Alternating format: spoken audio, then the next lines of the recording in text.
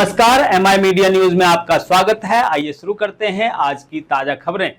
भारत के विदेश मंत्रालय के प्रवक्ता रणधीर जायसवाल ने कहा है कि पाकिस्तान के कब्जे वाले कश्मीर में, जिसमें कई लोगों के मारे जाने और कई लोगों के घायल होने की खबर है, उन्होंने कहा कि अंतर्राष्ट्रीय समुदाय पाकिस्तान को उसके गलत कामों और मानवाधिकार के उल्लंघन के लिए जवाबदेह ठहराएगा। बंगाल विधानसभा में हस्ताक्षर जालसाजी मामले की जांच के तहत मंगलवार को सीआईडी ने कालीघाट स्थित तृणमूल कांग्रेस के कार्यालय में छापेमारी की। यह कार्यालय पूर्व मुख्यमंत्री ममता बनर्जी के आवास से सटा हुआ है। उत्तर प्रदेश के सीतापुर में सेना की 850 एकड़ जमीन पर 250 मेगावाट का प्रदेश का सबसे बड़ा सोलर प्लांट लगाया जाएगा, जिसे एनटीपीसी विकसित करेगा। इसमें बिजली भंडारण के लिए बैटरियां भी होगी, जिससे आपात स्थिति में ग्रिड को आपूर्ति की जा सकेगी और 3 लाख घरों को बिजली मिलेगी। बिहार को बीबीजी रामजी योजना के तहत ग्रामीण रोजगार और आजीविका के लिए 6,715 करोड़ रुपए आवंटित कर दिया गया है। यह योजना 1 जुलाई से पूरे देश में लागू होगी, जिससे गांव में रोजगार के अवसर बढ़ेंगे और मनरेगा के अधूरे कार्य पूरे किए जाएंगे।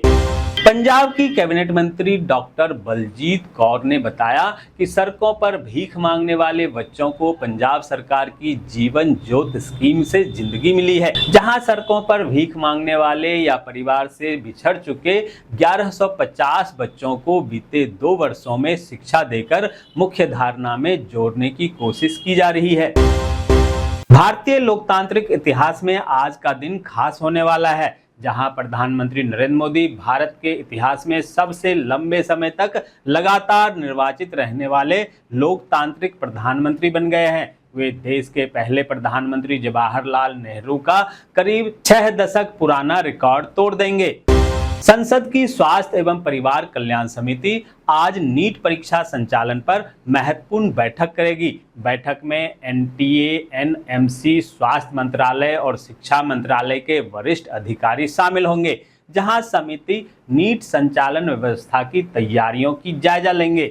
विदेश मंत्री एस जयशंकर आज से बुल्गारिया और फिनलैंड के दौरे पर जा रहे हैं, जहां इस दौरान वे बुल्गारिया के कई बड़े नेताओं से मुलाकात कर द्विपक्षीय चर्चा करेंगे।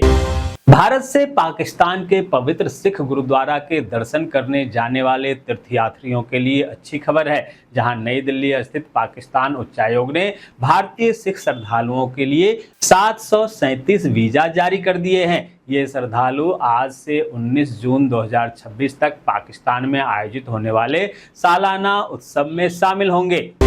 मध्य प्रदेश के इंदौर में 9 से 13 जून तक अंतर्राष्ट्रीय स्तर के ब्रिक्स कृषि सम्मेलन का आयोजन हो रहा है, जहां भारत की अध्यक्षता में आयोजित महत्वपूर्ण सम्मेलन में ब्रिक्स सदस्य और साझेदार देशों सहित करीब 20 देशों के कृषि मंत्री, वरिष्ठ अधिकारी और एक्सपर्ट्स खाद्य आपूर्ति श्रृंखला को मजबूत करने, बाजार पहुंच और जलवायु लचीली खेती में सहयोगात्मक अनुसंधान सहित कई मुद्दों पर चर्चा करेंगे। मध्य प्रदेश की तीसरी राज्यसभा सीट को लेकर चल रहा सियासी संग्राम थम चुका है, जहां कांग्रेसी प्रत्याशी मीनाक्षी नटराजन का नामांकन पत्र रद्द होने के बाद पार्टी की पूरी रणनीति बदल गई।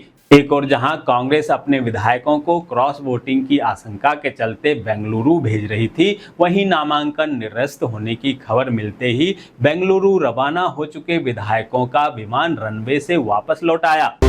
जयपुर के खोह नागौरियन इलाके में मंगलवार को एक अवैध पटाखा फैक्ट्री में आग लग गई, जिसमें 7 लोगों की मौत हो गई और 5 लोग घायल हो गए। वहीं घायलों को स्थानीय अस्पताल में इलाज के लिए भेजा गया।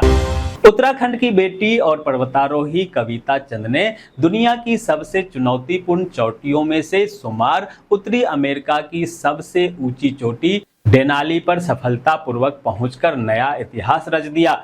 अल्मोड़ा में जन्मी कविता की यह उपलब्धि इसलिए भी खास है क्योंकि उन्होंने महज 2 वर्ष पहले कॉरपोरेट की नौकरी छोड़कर अपने सपनों को नई उड़ान देने का निर्णय लिया था। झारखंड में राज्यसभा चुनाव के नामांकन पत्रों के जांच के दौरान एक बड़ी खबर सामने आई, जहां दिग्गज उम्मीदवार परिमल नथवानी का नामांकन पत्र फिलहाल होल्ड पर रख दिया गया है। उनके दस्तावेज के नामों में अंतर पाया गया, वहीं बैद्यनाथ राम और प्रणव झा का पर्चा सही पाया गया।